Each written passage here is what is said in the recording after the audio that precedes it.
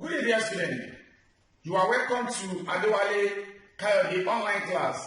And today we are going to work on completing the square method as one of the methods to find the root of a quadratic equation. In using completing the square method, there are steps to follow.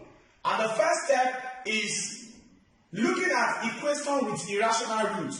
If you can solve the equation with irrational root and you are able to make an expression a perfect square, you are good to go on completing the square method. Let's see equation with irrational root. For example, you have x minus 2 all square equals to 9, and you want to find the values of x. The first thing to do is to square the both sides. Square the both sides. Square the both sides. And remember, anytime you square the both sides, don't forget your plus or minus sign. And this will cancel this. We have x minus 2 equals to square root of 9. That is plus or minus 3. And x equals to plus or minus 3.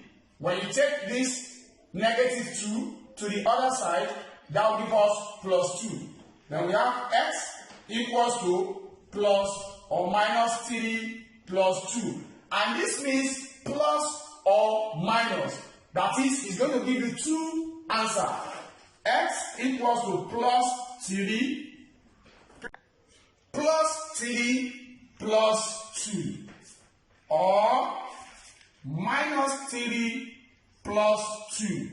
X now will equal to plus 3 plus 2. That is 5.